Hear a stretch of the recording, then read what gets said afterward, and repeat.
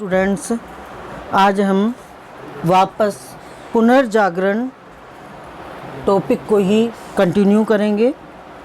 पुनर्जागरण कैसे प्रारंभ हुआ, यानी पुनर्जागरण के कारण क्या थे, इसके बारे में इतिहासकार और कोई भी निश्चित रूप से नहीं कह सकता। ऐसा माना जाता है कि 13वीं शताब्दी में इसकी धीरे धीरे गति प्रारंभ हो गई थी। इसके बारे में प्रोफेसर स्वेन ने कहा है कि धर्म युद्ध और नए देशों की खोज से पुनर्जागरण प्रारंभ हुआ। इतना निश्चित है कि पुनर्जागरण किसी एक व्यक्ति, एक स्थान या किसी एक विचारधारा के कारण प्रारंभ नहीं हुआ। इसके विभिन्न कारण रहे और आज हम उन्हीं कारणों के बारे में पढ़ेंगे। इसका सबसे पहला कारण रहा क्रूसेड यानी हिंदी में जिसे हम धर्म युद्ध कहते हैं। पूर्व में भी आपने धर्म युद्धों के बारे में पढ़ा होगा। ईसाई धर्म, जो यूरोप का प्रमुख धर्म कहा जाता है, इनका एक पवित्र तीर्थ स्थान है जिसे कि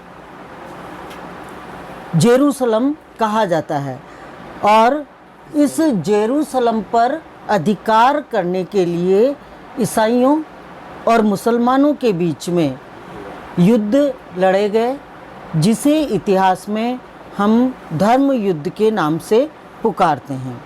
ये धर्म युद्ध 200 साल तक चलते रहे और इन धर्म युद्धों के कारण यूरोपवासी पूर्वी देशों के संपर्क में आए, क्योंकि इसका प्रमुख कारण रहा कि यूरोप में धर्म युद्धों से पोप ने युद्धों में जीतने के लिए जो शुभकामनाएं दी थी, आशीर्वाद दिया था, उसके बावजूद भी ईसाई इस में पराजित हुए और मुस्लिमों को इसमें विजय प्राप्त हुई। इसका परिणाम ये निकला कि पोप की प्रतिष्ठा को आघात लगा और ईसाइयों को पूर्वी देशों की तरफ पलायन करना पड़ा। और जब वो पूर्वी देशों के संपर्क में आए तो वहाँ की तर्क शक्ति, वैज्ञानिक खोजों और प्रयोग की जो पद्धति थी, उसके बारे में उनको जानकारी मिलने लगी और धर्म के जो ईसाइयों पर बंधन थे, पोप की जो प्रतिष्ठा थी, उसके कारण इसके सारे बंधन ढीले पड़ने लगे और ईसाइयों में एक नवीन धर्म दृष्टिकोण का विकास हुआ, जिसने पुनर्जागरण को प्रारंभ करने में विशेष योगदान प्रदान किया। तो ये धर्म युद्ध इसका एक प्रमुख कारण रहे। दूसरा कारण रहा डेवलपमेंट ऑफ बिजनेस, यानी हिंदी में हम इसको कहेंगे व्यापार का विकास। आप सभी जानते हैं कि व्यापार वाणिज्य का विकास आर्थिक समृद्धि का एक प्रमुख कारण माना जाता है और पुनर्जागरण को प्रारंभ करने में व्यापारिक वर्ग का विशेष योगदान रहा। जैसा कि हम पूर्व में पढ़ चुके हैं कि सामंतवाद ने आम व्यक्ति की आर्थिक विकास के बारे में कभी भी ध्यान नहीं दिया और सामंत वर्ग को हमेशा ये डर बना रहा कि अगर वो विकास करेंगे, परिवर्तन करेंगे, तो उनके अधिकारों में परिवर्तन हो जाएगा। और इसी कारण कभी भी सामंतों ने वैज्ञानिक खोजों, कलाकारों, साहित्यकारों और विद्वानों को प्रोत्साहन प्रदान नहीं किया। उसका परिणाम ये निकला कि पुनर्जागरण में बाधा आई। लेकिन धीरे धीरे धर्म युद्ध के पश्चात जब पूर्वी देशों की तरफ व्यापारिक वर्ग ने पलायन किया, नए नगरों का, वाणिज्यिक नगरों का उदय हुआ, तो उससे सारा वातावरण बदलने लगा। अब जब व्यापारी वर्ग दूसरे देशों की यात्रा करके, व्यापार करके पुनः अपने देश लौटता था, तो वह सामंतों से और चर्च से विशेष ईर्ष्या रखता था। उसका प्रमुख कारण ये था कि व्यापारी वर्ग अपने परिवार से दूर रहकर 1 वर्ष तक, 2 वर्ष तक बाहर से धन अर्जित कर वापस अपने देश लौटता था, और उसको पादरियों को, चर्च को, सामंतों को काफ़ी राशि देनी पड़ती थी, और इसीलिए वह उनसे ईर्ष्या करता था। और चूँकि अब व्यापारिक वर्ग धनी वर्ग की श्रेणी में आने लगा था, और इसीलिए जब वापस अपने देश लौटता था तो वह गोष्ठियों का अपने देश में आयोजन करता था, और उन गोष्ठियों में विविध विषयों पर वाद विवाद, तर्क वितर्क, किस चीज़ की अच्छाई क्या है, बुराई क्या है, इस बारे में चर्चा हुआ करती थी। और इन चर्चाओं से लोगों की चिंतन शक्ति का विकास हुआ, और पुरानी जो मान्यताएं थी वो समाप्त होने लगी। इसी कारण इस व्यापारिक वर्ग ने भी पुनर्जागरण को प्रारंभ करने में विशेष योगदान प्रदान किया। तीसरा पुनर्जागरण को प्रारंभ होने का प्रमुख कारण था स्कोलिस्टिक आइडियोलॉजी, जिसको हिंदी में हम कहते हैं स्कोलिस्टिक विचारधारा, जिसे सरल शब्दों में हम कहते हैं पंडित पंथ या विद्वतावाद। और ये जो स्कोलिस्टिक थे वह अरस्तु के विचारों से प्रभावित थे, उसकी विचारधारा से प्रभावित होने के कारण बाद में इसे तत्व ज्ञान से जोड़ दिया गया, और इस स्कोलिस्टिक विचारधारा में धार्मिक विश्वास और तर्क और दोनों का समन्वय किया गया। इस समय यूरोप में कई ऐसे विश्वविद्यालय स्थापित हुए, जिसमें प्रमुख रूप से हम पेरिस, ऑक्सफोर्ड आदि विश्वविद्यालयों का नाम ले सकते हैं। और इन विश्वविद्यालयों में विद्वतावाद आंदोलन या स्कोलिस्टिक जो विचारधारा है वो तेज़ी से आगे बढ़ी, और पढ़ाई लिखाई में वाद विवाद को प्रोत्साहन प्राप्त हुआ। और अब 13वीं शताब्दी, 14वीं शताब्दी के बाद व्यक्ति किसी भी बात को स्वीकार करने से पहले तर्कशास्त्र पर जोर देता था, किसी भी बात को परखने के लिए तर्क वितर्क करता था, वाद विवाद करता था, और उसके बाद जो उसे सही लगता था उसे ही वो स्वीकार करता था। और इस विचारधारा ने, तर्क वितर्क की भावना ने धर्म ग्रंथों को नकारना प्रारंभ किया, और पादरियों की विचारधारा को तर्क की कसौटी पर कसना शुरू किया, और इसी को हम स्कोलिस्टिक विचारधारा कहते हैं। और इस विचारधारा ने पुनर्जागरण को प्रारंभ करने में विशेष योगदान दिया। इसके बाद एक और जो विशेष कारण रहा वो था paper and print. Paper and print का मतलब है कागज़ और छापे खाने का आविष्कार या कागज़ और छापा खाना। आप सभी को पता है कि इस कागज़ और छापे खाने का आविष्कार करने का श्रेय चीनियों को जाता है, और इसकी सबसे पहली जो जानकारी प्रदान की वह अरब लोगों ने की थी। बाद में इटली ने अच्छी किस्म का कागज़ बनाया, और उसके बाद धीरे धीरे पूरे यूरोप में कागज़ बनने लगा।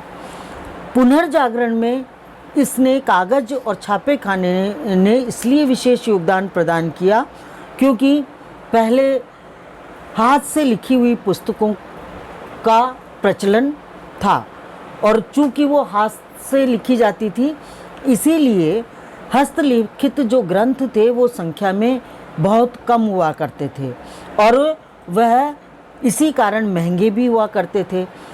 अब धीरे धीरे जब छापे खाने का आविष्कार हो गया तो उसके बाद पुस्तकों की कमी नहीं रही, अधिक मात्रा में पुस्तकें छपने लगी और वो पुस्तकें सस्ती भी होती थी और सस्ती होने के कारण आम नागरिक उसको आसानी से खरीद सकता था, सामान्य व्यक्ति, और वह उसको पढ़ सकता था और अपने ज्ञान को बढ़ा सकता था। फिर इसी कारण उसे इन ग्रंथों का ज्ञान हुआ और वो तर्क वितर्क करने लगे और इसी कारण पुनर्जागरण प्रारंभ हुआ या व्यक्ति में जागृति आई। एक और जो कारण था पुनर्जागरण को प्रारंभ करने का, वो था राइट्स ऑफ तुर्क्स ऑन कुस्तुनतुनिया। कुस्तुनतुनिया एक जगह का नाम है और कुस्तुनतुनिया पूर्वी रोमन साम्राज्य के नाम से प्रसिद्ध था और उसकी जो राजधानी थी उसका नाम कुस्तुनतुनिया था।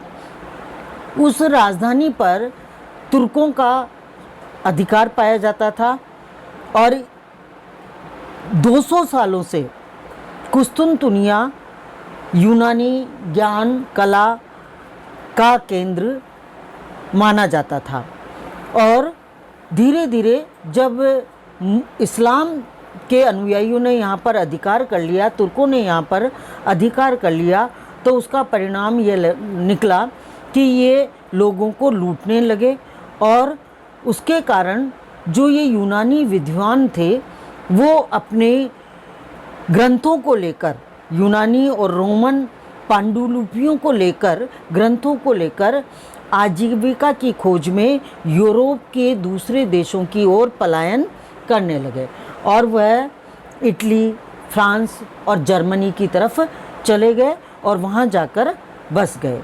उसका परिणाम ये निकला कि वहाँ जाकर उन्होंने अपनी रुचि को अध्ययन अध्यापन की तरफ लगाया और उनका दृष्टिकोण विकसित होता चला गया और उसका परिणाम ये निकला कि तुर्की पर अधिकार के कारण इन व्यापारियों के द्वारा व्यापार किया जाने लगा और विद्वानों के द्वारा, साहित्यकारों के द्वारा इस अपने ज्ञान का प्रचार एवं प्रसार किया जाने लगा। तो इस कारण ने भी पुनर्जागरण को प्रारंभ करने में विशेष योगदान प्रदान किया।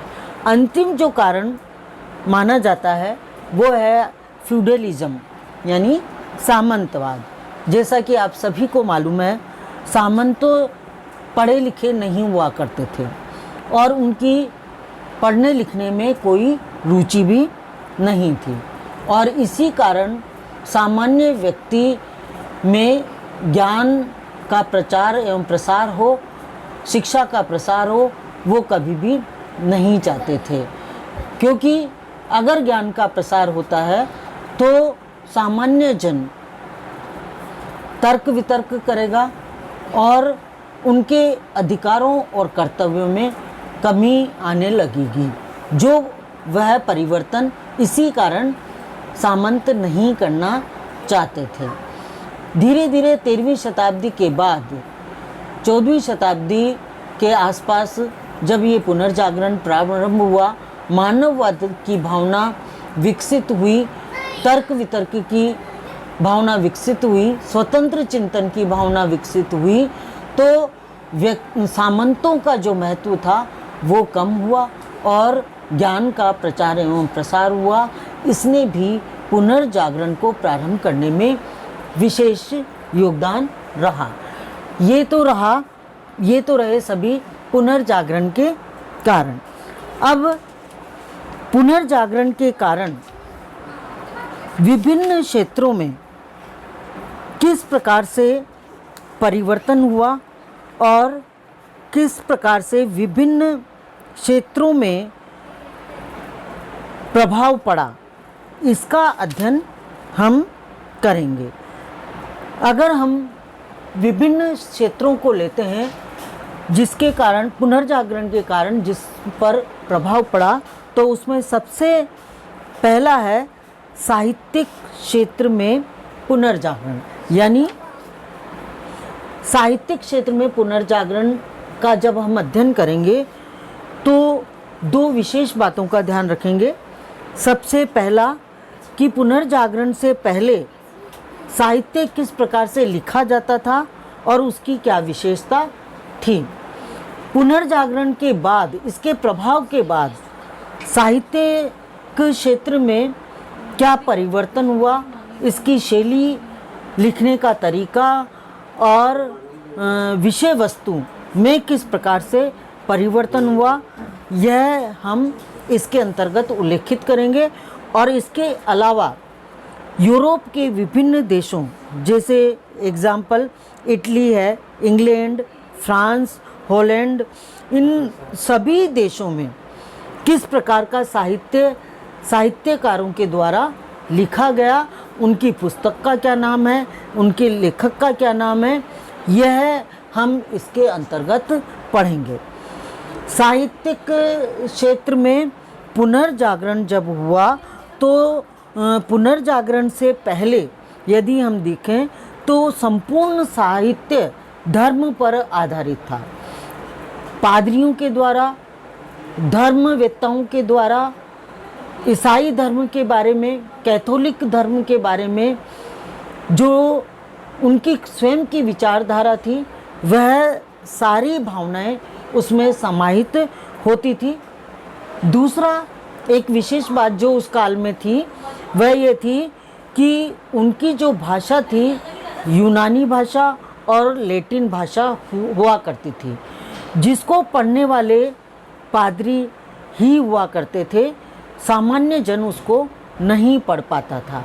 और इसी कारण सामान्य जन उसमें क्या लिखा है इसका उसको पता नहीं चलता था। अब पुनर्जागरण के बाद जो साहित्य के क्षेत्र में विशेषता रही वह है कि अब देशज भाषाओं का प्रयोग होने लगा। यानी जैसे एग्जाम्पल के लिए इटली में इटालियन भाषा में साहित्य लिखा जाने लगा, इंग्लैंड में अंग्रेजी भाषा में लिखा जाने लगा और फ्रांस में फ्रांसीसी भाषा जो कि जन जन की भाषा थी उसमें साहित्य लिखा जाने लगा। और उसका परिणाम यह निकला कि सामान्य व्यक्ति उसको आसानी से पढ़ सका और उसका मीनिंग या अर्थ निकाल सका। अब हम साहित्य में कौन से देश में किस साहित्यकार ने कौन सा ग्रंथ लिखा उसके बारे में पढ़ेंगे। सबसे पहले इटली में एक साहित्यकार हुए जिनका नाम था दांते और उनकी पुस्तक का नाम है the divine comedy. The divine comedy जो कि तुस्कानी भाषा में लिखी गई है। और इस द डिवाइन कॉमेडी के अंतर्गत दांते ने मृत्यु के बाद आत्मा की स्थिति का वर्णन किया है। इसी प्रकार से इटली में एक दूसरा साहित्यकार हुआ जिसका नाम था पेट्राक, जिसे कि इतिहास में मानववाद का पिता कहा जाता है। पेट्राक अपने गीतों के लिए प्रसिद्ध है और उसने अफ्रीका नामक, पुस्तक का नाम है अफ्रीका, अफ्रीका नामक गीत का संकलन उसने लिखा और जिसमें अपनी मानववादी विचारधारा का उसने पूर्ण रूप से उल्लेख किया है। इसी प्रकार से एक साहित्यकार है मैकियावेली। मैकियावेली ने एक राजनीतिक ग्रंथ लिखा जिस ग्रंथ का नाम है द प्रिंस। जैसा कि इसके हिंदी अनुवाद हम करते हैं तो उससे ही आपको पता चलेगा कि यह राजनीतिक ग्रंथ है। द प्रिंस का मतलब है राजा। तो राजा की राजनीतिक स्थिति के बारे में इसमें हमें संपूर्ण वर्णन मिलता है। तो इस प्रकार से राजनीतिक, धार्मिक और मानववादी भावना को लेकर विभिन्न साहित्यिक ग्रंथ लिखे गए, यानी विषय वस्तु में पुनर्जागरण काल में परिवर्तन हुआ। इसके बाद हम लेते हैं इंग्लैंड के साहित्यकारों के बारे में, जिसमें एक साहित्यकार हुआ जिसका नाम था मूर, और उसकी एक प्रसिद्ध पुस्तक है जिसे यूटोपिया कहा जाता है। और इस यूटोपिया में मूर ने हास्यपूर्ण ग्रंथ के माध्यम से या हास्यपूर्ण आलोचना के माध्यम से समाज और सरकार की आलोचना की है, यानी हमारे समाज में किस प्रकार से अंधविश्वास और रीति रिवाज पाए जाते हैं और सरकार में क्या क्या कमियां हैं, इसकी आलोचना करते हुए इस ग्रंथ के माध्यम से समझाने का प्रयास किया है। इंग्लैंड में दूसरा सबसे प्रसिद्ध साहित्यकार हुआ शेक्सपियर, जिसका नाम सभी ने सुना है। और शेक्सपियर प्रतिभाशाली व्यक्ति था। उसने कई नाटक लिखे, कई कविताएं लिखी और वह एक नाटककार और कवि था। उसके 3 प्रसिद्ध उपन्यास पाए जाते हैं, इसमें मैकबेथ और हेमलेट प्रसिद्ध माने गए हैं, जिसके माध्यम से उसने राज्य समाज की जानकारी सामान्य जन को प्रदान की। इसके अलावा एक और साहित्यकार इंग्लैंड में हुआ जिसका नाम है बेकन, जिसने अज्ञान के विरुद्ध विभिन्न लेख लिखे और उसने कहा कि सिद्धांतों और धर्म के प्रामाणिक ग्रंथों का सहारा छोड़कर अब संसार की ओर देखो। यानी इसका मतलब हुआ कि धार्मिक ग्रंथों को छोड़कर अब संसार में जो घटित हो रहा है उसकी तरफ हमें देखना चाहिए और उसी के बारे में हमें लिखना चाहिए, जिससे कि आम जनता की रुचि उसके अंतर्गत हो और वह उसका आनंद प्राप्त कर सके। इसी प्रकार से एक और अन्य साहित्यकार हुआ जिसे इतिहास में होब्स कहा जाता है और उसमें उसकी पुस्तक का नाम है लेवियाथा और उसमें उसने राज्य की उत्पत्ति का सिद्धांत लिखा है। उसकी एक राजनीतिक यह ग्रंथ है और राज्य की उत्पत्ति का सिद्धांत उसने समझाने का प्रयास किया है। इसी प्रकार से एक और देश था यूरोप में, फ्रांस, उसमें जॉन कॉल्विन को एक धार्मिक सुधारक के रूप में याद किया जाता है और धर्म में जितनी भी बुराइयां थी उन बुराइयों को सुधारने का उसने अपने विचारों के माध्यम से प्रयास किया। हॉलैंड में इसी प्रकार से एरेस्मस करके एक प्रसिद्ध साहित्यकार हुआ जिसने एक ग्रंथ लिखा मूर्खता की प्रशंसा, और उस मूर्खता की प्रशंसा नामक ग्रंथ में रूढ़िवादी सिद्धांतों और मानववादी दुर्बलताओं का उसने प्रमुख रूप से उल्लेख किया, जिसको पढ़कर जनता में जागृति उत्पन्न हो और वह अपने रूढ़िवादी विचारधाराओं को छोड़कर मानववादी विचारों की तरफ आकर्षित हुआ। तो ये था साहित्य के क्षेत्र में पुनर्जागरण का क्या प्रभाव पड़ा। अब दूसरा है आर्ट यानी कला के क्षेत्र में पुनर्जागरण का क्या प्रभाव पड़ा।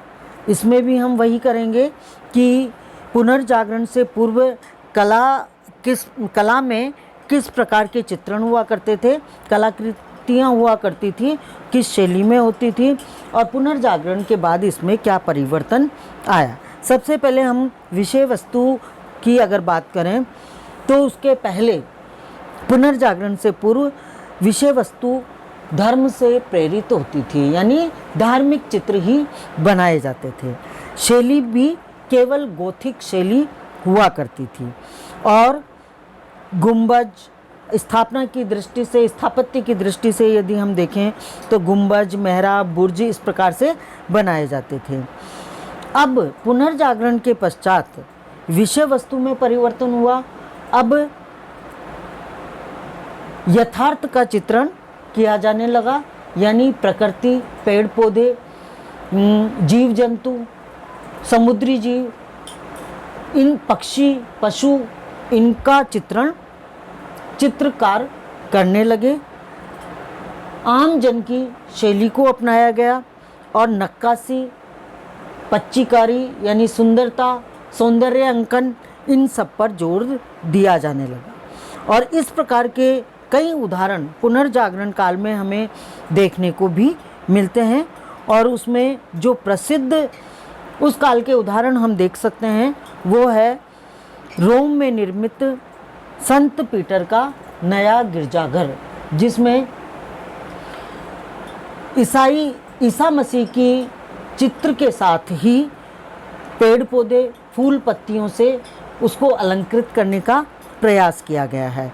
इसी प्रकार से पेरिस में जो स्थापत्य कला का एक नमूना हमें प्राप्त होता है वह है लूबे का प्रासाद। प्रासाद का मतलब है महल, और लूबे नामक स्थान पर यह महल स्थापित किया गया और उसकी नक्काशी अत्यंत ही लोकप्रिय पाई जाती है।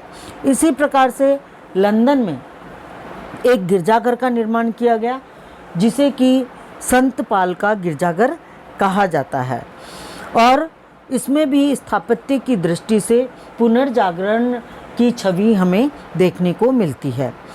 चित्रकला की दृष्टि से यदि हम देखें तो कई ऐसे चित्रकार उस काल में प्रसिद्ध चित्रकार हुए जिन्होंने अत्यंत मानववादी विचारधारा को लेकर, विषय वस्तु को लेकर कई चित्र अंकित किए जो कि वर्तमान में भी विश्व में प्रसिद्ध माने जाते हैं।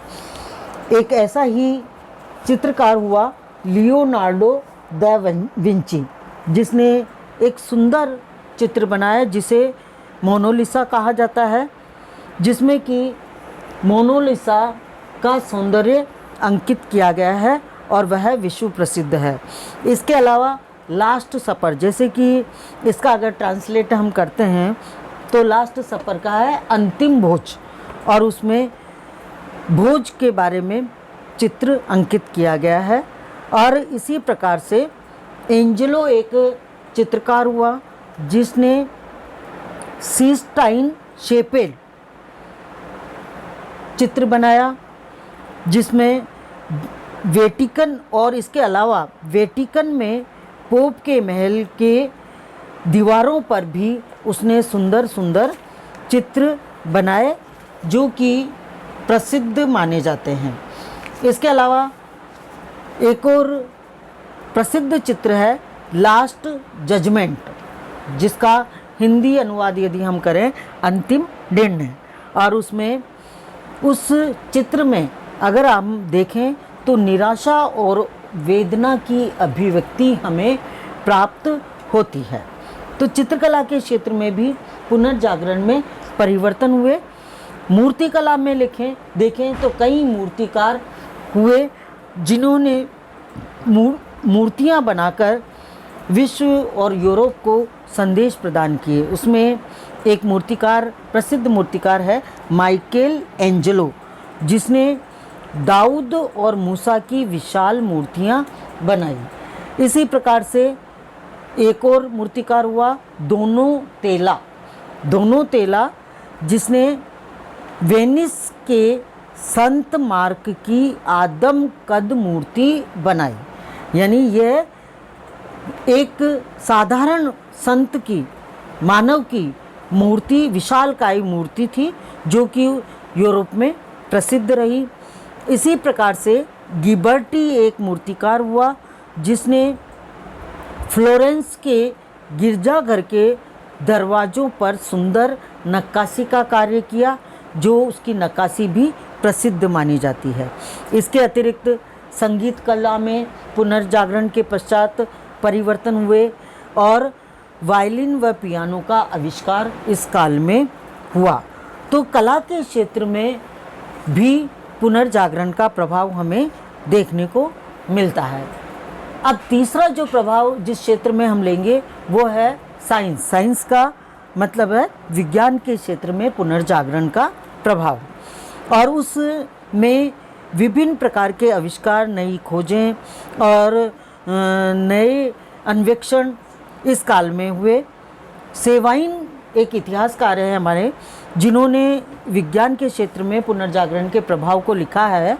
नए देशों की खोज और ज्योतिष की छानबीन ने जनता को पहली बार यह अनुभव करवाया कि उनके कई लोकप्रिय विश्वास गलत, यानी जो कि समाज में बहुत लोकप्रिय थे वो गलत हैं, इसको साबित करने का प्रयास किया गया।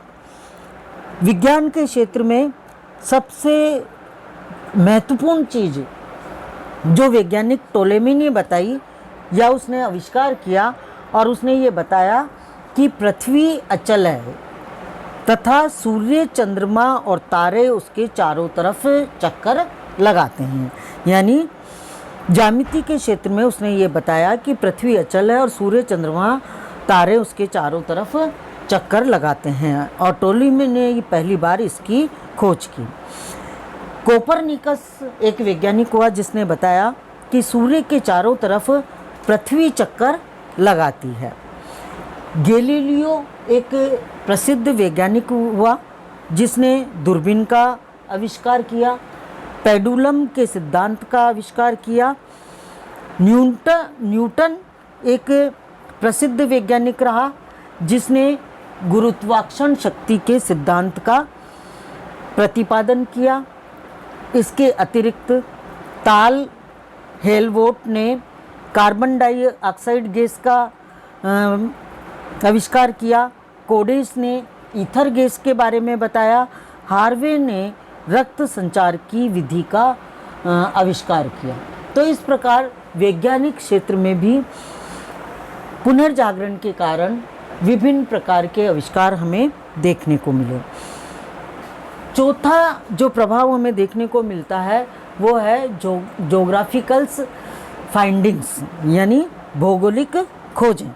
और भौगोलिक खोजें में 1498 ईस्वी में वास्को डी गामा ने भारत की खोज की।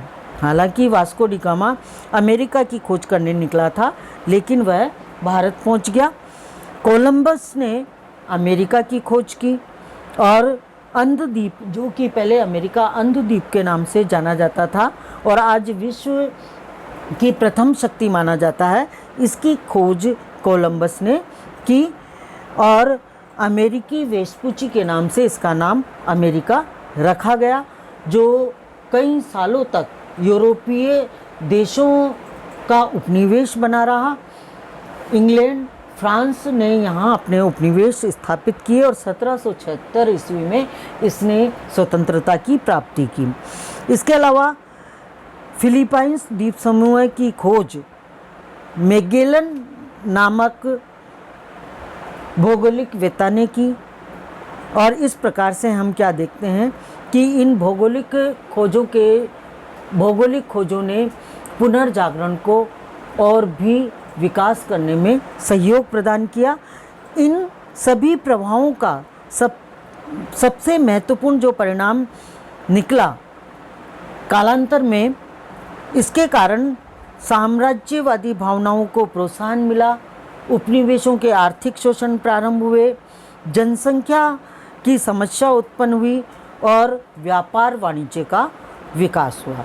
तो ये थे आपके पुनर्जागरण के कारण विभिन्न क्षेत्रों में साहित्य, कला, विज्ञान और भौगोलिक खोजों के क्षेत्र में क्या क्या प्रभाव पड़े। थैंक्स। ओके, बहुत लंबा हो गया होगा ये, 20 मिनट 25